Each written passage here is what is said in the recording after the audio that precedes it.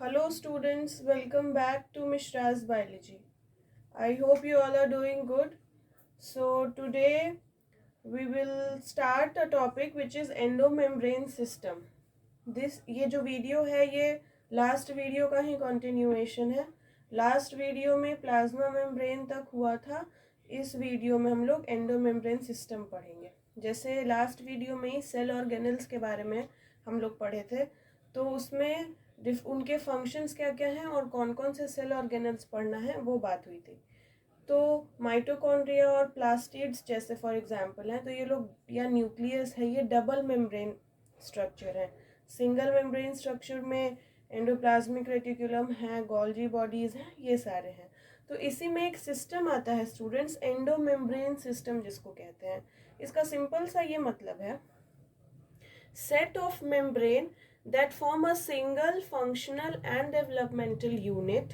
मतलब क्या है कि ऐसा मेम्ब्रेन सिस्टम जो हो तो बहुत सारा लेकिन एक दूसरे पे डिपेंड हो और एक सिंगल फंक्शनल यूनिट की तरह काम करता हो. जैसे एक के ऊपर दूसरा डिपेंडेंट हो और कोई भी एक दूसरे के बिना फंक्शन को कर ना पाए. सो सेट है, एक 3-4 ऑर्गेनल्स मिलके ये सिस्टम बनाते हैं और ये सेट है मेम्ब्रेन का that form a single functional and developmental unit, either being connected directly or exchanging materials through vesicle transport. Vesicle transport कैसे होता है ये इस वीडियो में आगे समझते हैं. तो पहले आप एंडोमेम्ब्रेन सिस्टम क्या होता है ये समझ लीजिए कि 3 to 4 सेल ऑर्गेनल्स का एक सेट है जो डिफरेंट है. 3-4 हैं लेकिन एज अ होल वो साथ में एक सिंगल स्ट्रक्चर फॉर्म करते हैं जो कि एक दूसरे पे डिपेंडेंट होते हैं वर्क को करने के लिए. ठीक है, तो इसमें कौन कौन से ऑर्गेनल्स आते हैं. तो इसमें हम लोग न्यूक्लियर मेम्ब्रेन भी लेंगे, न्यूक्लियस नहीं लेंगे बट उसका जो मेम्ब्रेन होता है उसको भी काउंट करते हैं. देन एंडोप्लाज्मिक रेटिकुलम होता है, गोल्जी बॉडी, गोल्जी अपैरेटस जो आप बोले वो होता है, लाइसोसोम होता है और वैक्यूल होता है. देखिए वैक्यूल प्लांट के केस में होता है. जैसे वैक्यूल प्रेजेंट एनिमल और प्लांट सेल दोनों में होता है, लेकिन अगर एंडोमेम्ब्रेन सिस्टम काउंट कर रहे हैं तो उसको एनिमल सेल में वैक्यूल्स को इंक्लूड नहीं करते हैं. ठीक है, प्लांट सेल में करते हैं. तो ये चारों के बारे में आज हम लोग पढ़ेंगे कि एंडोमेम्ब्रेन सिस्टम क्या है ये बता दिए. अब उनके कौन कौन से पार्ट्स हैं और उनका क्या क्या फंक्शंस है ये कवर करेंगे इस वीडियो में. ठीक है, तो आइए देखते हैं. न्यूक्लियर इन्वेलप क्यों बताए कि वो भी इस सिस्टम का पार्ट है, क्योंकि एंडोप्लाज्मिक रेटिकुलम जो होता है वो इसी का कॉन्टिन्यूएशन होता है. देखिए ध्यान से इस डायग्राम को, ये न्यूक्लियर मेम्ब्रेन है, न्यूक्लियस ही है, डबल मेम्ब्रेन स्ट्रक्चर होता है ना न्यूक्लियस, तो उसके मेम्ब्रेन को हम लोग न्यूक्लियर मेम्ब्रेन बोल दिए. तो इसी का कॉन्टिन्यूएशन है, जैसे कि इसी में आगे जा जाके ये एक स्ट्रक्चर बना लेता है जिसको एंडोप्लाज्मिक रेटिकुलम कहते हैं. ये होता क्या है, तो 2 टाइप्स के होते हैं और दोनों के फंक्शंस डिफरेंट होते हैं. ठीक है, जैसे एक में राइबोसोम होता है तो इस वजह से उसको रफ एंडोप्लाज्मिक रेटिकुलम कहेंगे या RER कहेंगे. ठीक है, एक बिना राइबोसोम के होता है तो उसको स्मूथ एंडोप्लाज्मिक रेटिकुलम या फिर SER कहेंगे. ठीक है, क्लियर. अब जब आप माइक्रोस्कोप पे इसको देखेंगे तो वो थोड़ा सा ऐसा दिखेगा रफ एंडोप्लाज्मिक रेटिकुलम कि उसके ऊपर कुछ एक्सटेंशंस लगे हुए हैं, और स्मूथ एंडोप्लाज्मिक रेटिकुलम बिल्कुल स्मूथ दिखेगा, उसके ऊपर आपको किसी भी तरह का कोई एक्सटेंशन नहीं दिखता है. इस वजह से ये डिफरेंस है. एक में जिसमें राइबोसोम है तो राइबोसोम का जो फंक्शन है वो प्रोटीन सिंथेसिस का ही होता है. I think you all know this. अगर नहीं जानते हैं तो इसको जान लीजिए कि राइबोसोम का जो फंक्शन है वो प्रोटीन का सिंथेसिस करना होता है. ठीक है, तो अगर ये एंडोप्लाज्मिक रेटिकुलम में लग गया है तो भी वो क्या करेगा, प्रोटीन का प्रोडक्शन ही करेगा, सिंपलेस्ट टर्म्स में अगर आप बात करें. ठीक है, अब स्मूथ एंडोप्लाज्मिक रेटिकुलम क्या करेगा, तो वो स्मूथ है ना, उसमें राइबोसोम नहीं है, तो प्रोटीन का सिंथेसिस तो नहीं होगा।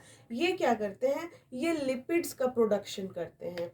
अगर कोई ऑयल है या कोई वैक्स जैसा कुछ फैटी चीज है, उसका प्रोडक्शन ये करते हैं। तो एक क्या करता है, प्रोटीन का सिंथेसिस करता है, और दूसरा लिपिड्स का सिंथेसिस करते हैं। ठीक है, अब आप पूछेंगे कि ये कौन कौन से सेल में ज्यादा मिलेंगे। तो देखिए, अगर कोई सेल में प्रोटीन का काम ज्यादा है, उसको प्रोटीन सिंथेसाइज ज्यादा करना है, तो वहां पे रफ एंडोप्लाज्मिक रेटिकुलम, उस सेल में एंडोप्लाज्मिक रेटिकुलम का जो रफ वाला हिस्सा है वो ज्यादा मिलेगा। जैसे कि पैनक्रियाज में प्रोटीन सिंथेसिस का काम बहुत ज्यादा होता है, तो जो पैनक्रियाटिक सेल होंगे, पैनक्रियाज जिन सेल का बना होगा, उसमें ये चीज़ें ज़्यादा होंगी। वैसे ही सेम जो स्मूथ एंडोप्लाज्मिक रेटिकुलम है, वो वहाँ ज़्यादा होगा जहाँ लिपिड्स का, या वैसे हॉर्मोन्स जो लिपिड्स के बने हैं उनका ज़्यादा काम है। जैसे ओवरी हो गया, जो रिप्रोडक्टिव पार्ट्स हैं, टेस्टिस हो गया मेल के केस में, या फिर एड्रिनल कॉर्टेक्स है जो किडनी वाला, किडनी के ऊपर एक स्ट्रक्चर होता है, वो जब, या ये लिपिड और फैट और प्रोटीन का जो इलेबोरेट स्ट्रक्चर है या कैसे ये डिफर करते हैं, ये आपको बायोमोलिक्यूल्स में पढ़ना है। ठीक है, और ये जो एड्रिनल कॉर्टेक्स, ये ऐसे ऐसे हम नाम ले रहे हैं, ये हॉर्मोन्स में पढ़ना है, वो जो केमिकल कंट्रोल वाला चैप्टर है उसमें। तो अभी आप यहाँ ये ध्यान दीजिएगा कि वैसे सेल्स जहाँ पे लिपिड या ऑयल का प्रोडक्शन ज़्यादा होना है, उन सेल में स्मूथ एंडोप्लाज्मिक रेटिकुलम ज़्यादा होगा। ठीक है, और ये क्या करते हैं, ये कैल्शियम स्टोर करने का भी काम करते हैं, स्मूथ एंडोप्लाज्मिक रेटिकुलम, और डिटॉक्सिफिकेशन ऑफ ड्रग्स भी करते हैं। जैसे डिटॉक्सिफाई का क्या मतलब होता है, उसको टॉक्सिक ना रहने देना। एक तो हुआ टॉक्सिक और एक हुआ डिटॉक्सिफाई, तो उसका जो टॉक्सिक नेचर है उसको खत्म करना। तो ये क्या करेंगे, वाटर में उसको सॉल्यूबल बना देंगे, ऐसा उसमें करेंगे कि वो वाटर सॉल्यूबल हो जाए वो ड्रग्स, और यूरिन के थ्रू वो पास हो जाए। तो इस वजह से डिटॉक्सिफाई भी करते हैं। ठीक है, अब देखिए, अब आप पूछेंगे कि मैम सेल के अंदर तो राइबोसोम फ्री भी है। हाँ बिल्कुल है, ये फ्री राइबोसोम्स भी होते हैं सेल्स के अराउंड, और एंडोप्लाज्मिक रेटिकुलम में भी लगे होते हैं। तो जो फ्री राइबोसोम्स होते हैं वो वैसे प्रोटीन का सिंथेसाइज करते हैं जो सेल के अंदर काम करना है। जैसे सेल के अंदर जो न्यूक्लियस है उसमें क्या है, डीएनए है, आरएनए है, आरएनए फिर प्रोटीन बनाता है, तो सेल के अंदर भी तो प्रोटीन का काम है ना। तो वो सेल में जो राइबोसोम्स हैं वो ये काम करते हैं, और एंडोप्लाज्मिक रेटिकुलम का जो रफ वाला हिस्सा है वो जो प्रोटीन सिंथेसाइज करता है, वो जो सेल के बाहर प्रोटीन का यूज होना है वो उसका काम करेगा। तो दोनों प्रोटीन ही सिंथेसाइज करता है, बट बॉडी में क्योंकि प्रोटीन का बहुत ज़्यादा ज़रूरत है, उसका इम्पोर्टेंस, उसका अमाउंट बहुत ज़्यादा है, तो दोनों अपने फंक्शंस को डिफ्रेंशिएट कर लिया है, और जहाँ ज़रूरत पड़ती है उस हिसाब से ये लोग प्रोटीन सिंथेसाइज करते हैं।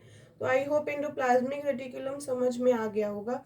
हाँ, एक और बात आपको हम बताना चाहेंगे कि जो ये एंडोप्लाज्मिक रेटिकुलम का, आई होप ये दोनों चीज़ क्लियर हो गया होगा। नेक्स्ट अब चलते हैं गोल्जी अपैरेटस पे।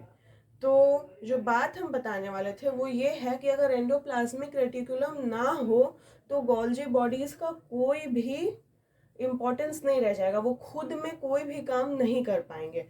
उनका तभी तक वो तभी तक फंक्शनल हैं जब तक एंडोप्लाज्मिक रेटिकुलम है। इसी को एंडोमेम्ब्रेन सिस्टम कहते हैं, कि एक दूसरे पे सारे जितने भी ऑर्गेनल्स है वो डिपेंड हो, और एक के बिना दूसरा काम ना कर सके। ठीक है, तो ईआर समझ में आ गया होगा। अब चलते हैं गोल्जी अपैरेटस पे। तो इसका जो स्ट्रक्चर है वो कुछ ऐसा दिखता है। ठीक है, ये ऐसे दो फेज होते हैं इसके, सिस और ट्रांस। वो क्या होते हैं बताते हैं। और ये सिस्टर्ने है, सिस्टर्ने ज़्यादा कुछ नहीं है, वो ऐसे मेम्ब्रेन बाउंड सैक्स हैं। मतलब ये जो ऐसे मेम्ब्रेनस स्ट्रक्चर है ना, ऐसा बहुत सारा मिल के गोल्जी बॉडीज बनाता है, तो इसी को सिस्टर्ने कहते हैं। और ये जो आप सर्कुलर चीज़ें देख रहे होंगे, यही वेसिकल्स है। जो एंडोमेम्ब्रेन सिस्टम के डेफिनेशन में बताए थे कि ये लोग वेसिकल्स के थ्रू अपना ट्रांसपोर्ट करता है। कैसे करता है? जैसे कि सिंथेसिस हो गया प्रोटीन का, तो उसको कैच कर लेगा गोल्जी बॉडीज, ठीक है, फिर आगे जाएगा तो कैच किसके थ्रू करेगा? वेसिकल्स के थ्रू करता है, ठीक है। तो ये वेसिकल्स हो गए। दो फेज होते हैं इसके, सिस और ट्रांस। सिस वाला जो फेज होता है वो एंडोप्लाज्मिक रेटिकुलम के पास लगा रहता है, मतलब ये क्लोज होता है ईआर के, और ट्रांस वाला फार अवे होता है। तो इससे आप पहचान सकते हैं कि जो हिस्सा एंडोप्लाज्मिक रेटिकुलम को फेस करता है वो होता है सिस, और जो उसको फेस नहीं करता, जो दूर लगा होता है, वो ट्रांस होता है। गोल्जी अपैरेटस कहाँ से ओरिजिनेट होते हैं? तो बता दिए, एंडोप्लाज्मिक रेटिकुलम से ही वो ओरिजिनेट करते हैं। और इनका क्या काम होता है? इनका सिर्फ ये काम है कि पैकेजिंग करते हैं। जैसे हम लोग कोई भी चीज़ अगर किसी को गिफ्ट देते हैं तो खुले में नहीं देते ना, उसको रैप कर देते हैं या उसको अच्छे से पैकेज में कन्वर्ट करते हैं। ऐसे सिर्फ वो जो खुला सामान है वैसे तो नहीं दे देते। तो गोल्जी बॉडीज क्या करते हैं? उन पे रैपिंग करते हैं, उन पे पैकेजिंग करते हैं। और वो पैकेजिंग अगर नहीं होगा तो कोई भी सामान जो सेल में बन रहा है, सामान का क्या मतलब, वही प्रोटीन लिपिड जो भी बन रहा है सेल में, वो बाहर नहीं निकलेगा। तो इस वजह से गोल्जी बॉडीज का वर्क बहुत ज़्यादा इम्पॉर्टेंट है कि अगर ये पैकेजिंग नहीं करेंगे तो सेल से कोई भी सामान बाहर नहीं जाएगा। तो ये क्या करते हैं? मॉडिफिकेशन करते हैं। जैसे कि मान लीजिए प्रोटीन बन गया सेल में, ठीक है, अब उसको, उस प्रोटीन को ग्लाइकोप्रोटीन जब तक वो नहीं बनेगा, यानी कि उस पर एक कार्बोहाइड्रेट नहीं लगेगा, तब तक वो प्रोटीन यूजफुल नहीं होगा। फॉर एग्जाम्पल, तो उसको ग्लाइकोप्रोटीन कौन बनाएगा? यही बनाएगा। अगर उसको लिपोप्रोटीन बनना है, उस प्रोटीन पे लिपिड का एक ग्रुप लगना है, तो वो कैसे लगेगा? वो यही इसी के थ्रू होगा। तो जो मेन फंक्शन होता है ना, वो पैकेजिंग का होता है। किसी भी चीज़ को उस सब मॉडिफाई करना हो, पैकेज में करना हो, या सॉर्ट करना हो। सॉर्ट का क्या मतलब कि ये जाना चाहिए या नहीं जाना चाहिए, ये सारी चीज़ें गोल्जी बॉडी करता है, ठीक है। अब नेक्स्ट पे चलते हैं, लाइजोसोम पे। लाइजोसोम सर्कुलर सा छोटा सा दिखने वाला एक सेल ऑर्गेनेल है जो आप सेल में देखते होंगे। अच्छा, ये तीनों, ये चारों जो हैं वो एनिमल और प्लांट सेल में सब में प्रेजेंट होते हैं। जो नहीं होगा वो हम अलग से बता देंगे। तो लाइजोसोम पे आते हैं। देखिए, इसमें आप लाइजोसोम्स का जो टर्म है वो हमेशा सुसाइडल बैग्स ऑफ सेल के नाम से पॉपुलर है। अगर आप कभी भी लाइजोसोम का नाम सुनेंगे तो उसके साथ सुसाइडल बैग्स हमेशा रहता है। तो कभी आपके मन में आया कि सुसाइडल बैग्स क्यों, क्यों इसका नाम सुसाइडल बैग है? क्योंकि सुसाइड का मतलब तो मर जाना होता है। तो ऐसा क्यों? ये सेल को मार देता है तो ये तो अच्छा नहीं हुआ। बट ऐसा नहीं है स्टूडेंट्स, ये क्यों मारता है? वो अच्छे के लिए मारता है। तो आइए समझते हैं लाइजोसोम को। सबसे पहले आपको ये जानना चाहिए कि ये ओरिजिनेट हुआ है गोल्जी बॉडी से। तो आप देखेंगे जैसे जैसे लाइन आगे जा रहा है, सब कोई अपने पहले वाले से ही ओरिजिनेट हुआ है। तो ये गोल्जी बॉडी से ओरिजिनेट करता है। देखिए ये करता क्या है। आपके जो सेल के अंदर का इन्वायरमेंट होता है ना, वो न्यूट्रल होता है, ठीक है। बट लाइजोजाइम जो होता है, लाइजोसोम जो होता है, ये हाइड्रोलिटिक एंजाइम को इस कंटेन करता है जो एसिडिक नेचर का होता है, ठीक है। तो जो बैलेंस है वो इसमें अलग होता है as compare to the cell, ठीक है। अब ये करता क्या है? ये सेल को साफ करता है। जैसे अगर कोई बैक्टीरिया सेल के अंदर आ गया या कोई ऐसा फूड पार्टिकल जो कि सेल के लिए अच्छा नहीं है, वो सेल के अंदर आ गया, तो ये उसको मार देगा, ठीक है, क्योंकि इसके पास हाइड्रोलाइटिक एंजाइम है। मतलब हाइड्रोलाइटिक का पानी में मिलाकर मारने वाला, ठीक है। Hydro means water and lysis mean to break down. तो वाटर में मिलाकर उसको ब्रेक डाउन ये कर देता है। तो ये अच्छा हुआ ना सेल के लिए। अगर कोई भी खराब फॉरेन मटेरियल सेल के अंदर आ गया which is not good for cell, तो it will kill that substance, it will kill that foreign substance, ठीक है। ये तो बाहर की चीज़ों को किल करता ही है। साथ ही साथ जो आपके सेल्स हैं वो हर दिन डाई होते हैं और हर दिन नए बनते हैं, रीजेनरेट होते हैं, नए बनते हैं, सेल टूटते हैं, बनते हैं। ये कॉन्टिन्यूअस प्रोसेस है, ठीक है। तो जो नेचुरल सेल डेथ होता है उसके लिए एक कॉमन टर्म है एपोप्टोसिस, ठीक है। वो यहाँ लिखा नहीं है, आप लिख सकते हैं एपोप्टोसिस, उस वर्ड का नाम है। इसका मतलब होता है नेचुरल सेल डेथ। सेल जो बना है उसको डाई तो करना ही है ना, तो वो नेचुरली जो करता है मतलब वो अपना लाइफ स्पैन हो गया उसका। जैसे आरबीसीज है आपके बॉडी में, उनका जो लाइफ स्पैन होता है वो 120 डेज का होता है, ठीक है।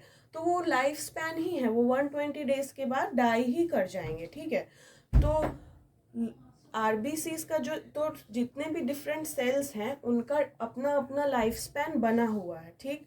तो जैसे कोई सेल को अब मरना है, डाई होना है, एपोप्टोसिस आ गया है, तो वो क्या करेगा, ये जो लाइजोसोम है वो सेल में बर्स्ट कर जाएगा। ये सेल कमांडेड है, ये खुद हो रहा है, ये आपके लिए बिल्कुल भी बुरा नहीं है। ये उस सेल को क्या करेगा, खत्म कर देगा। तो नेचुरल सेल डेथ में, अपोप्टोसिस में लाइजोसोम ही हेल्प करता है।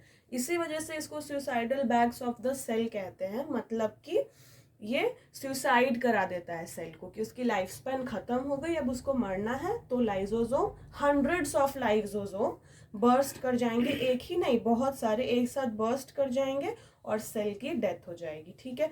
तो आई होप आज आपको ये जो सुसाइडल बैग्स टर्म है वो क्लियर हो गया होगा। चलिए अब वैक्यूल पे चलते हैं। देखिए वैक्यूल क्या है। In case of plant cell ये गोल्जी बॉडी से बनता है, ये आप नोट कर लें। एनिमल सेल में नहीं, अगर प्लांट सेल की बात करें तो ये गोल्जी बॉडी से ही बनता है, ठीक है। ये आयंस कंटेन करता है, कुछ वेस्ट प्रोडक्ट्स भी ये कंटेन करता है। हाँ, एक और डिफरेंस जो प्लांट और एनिमल सेल के वैक्यूल में है, प्लांट सेल का वैक्यूल काफ़ी बड़ा होता है, वेरी बिग इन साइज। मतलब एक प्लांट सेल में 50 to 90% तक बड़ा एक वैक्यूल हो सकता है। और आप देख के समझ गए होंगे क्योंकि इस सेल में एक सेल वॉल है, तो ये ज़रूर प्लांट सेल ही होगा। तो इसमें हम प्लांट सेल का फिगर बनाए हैं, बट ये एनिमल सेल में भी होता है, ठीक है।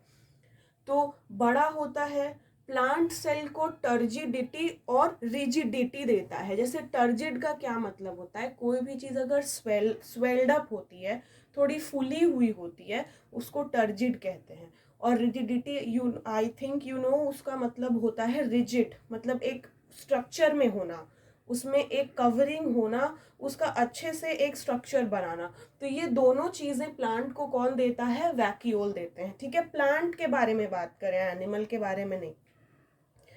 तो ये क्या करता है, अच्छा एक और एक्स्ट्रा इन्फॉर्मेशन दे देते हैं। जो फ्लावर्स के कलर आप रेड या फिर ब्लू देखते हैं ना, अपने अराउंड रेड कलर के फ्लावर्स या ब्लू कलर के फ्लावर्स आपने बहुत देखे होंगे। तो ये जो कलर है, ये जो पिगमेंट है ना प्लांट में, वो वैक्यूल्स ही देते हैं, ठीक है। ग्रीन कैसे आता है, क्लोरोफिल के वजह से। येलो कैसे आता है, वो भी प्लास्टिड में ही रहता है। वो जब माइटोकॉन्ड्रिया और प्लास्टिड नेक्स्ट वीडियो में बताएंगे तो उसमें डिफरेंट कलर्स आएंगे, बट रेड और ब्लू कलर प्लांट्स में वैक्यूल्स के वजह से ही आते हैं, ठीक है। ये कुछ नहीं है, एक बड़ा सा स्ट्रक्चर है प्लांट सेल में, जो सेल का वॉल्यूम बहुत ज़्यादा ऑक्यूपाई करता है। एनिमल सेल में छोटा ही होता है, आयंस कंटेन कर लेता है, वेस्ट प्रोडक्ट्स कंटेन कर लेता है, ठीक है। और प्लांट्स के केस में इसकी जो कवरिंग है उसको टोनोप्लास्ट कहते हैं। प्लांट्स के केस में, एनिमल सेल में टोनोप्लास्ट नहीं होगा, कवरिंग होती है, ये मेम्ब्रेन बाउंड स्ट्रक्चर ही है, बट टोनोप्लास्ट नहीं होगा एनिमल सेल में, प्लांट सेल में ही होता है। और ये वैक्यूल को कवर करता है, ठीक है, क्योंकि रिजिडिटी और टर्जिडिटी देनी है ना इसको प्लांट सेल को, तो एक कवरिंग का होना भी ज़रूरी है, उसी को टोनोप्लास्ट कहते हैं, ठीक है। तो एंडोमेम्ब्रेन सिस्टम, आज ये चारों आई होप आपको क्लियर हो गया हो, और एंडोमेम्ब्रेन सिस्टम क्या है ये भी क्लियर हो गया हो। अब नेक्स्ट वीडियो में हम लोग बस माइटोकॉन्ड्रिया, प्लास्टिड्स और न्यूक्लियस अगर आप कहेंगे तो उसका डिटेल स्ट्रक्चर कर लेंगे, फिर ये चैप्टर खत्म हो जाएगा। 2-3 चीज़ें एक्स्ट्रा जो बुक में नहीं है बट फिर भी जाननी चाहिए, वो भी हम बता देंगे नेक्स्ट क्लास में। तो फिर आपका ये जो सेल जो चैप्टर है, फंडामेंटल यूनिट ऑफ लाइफ, ये पूरी तरह से ख़त्म हो जाएगा। सो आई होप आज की क्लास आपके लिए इंफॉर्मेटिव रही हो। अगर समझ में आया हो और पढ़ाने का तरीका आपको अच्छा लग रहा हो तो प्लीज़ लाइक कीजिएगा, शेयर कीजिएगा और सब्सक्राइब कीजिएगा। Thank you.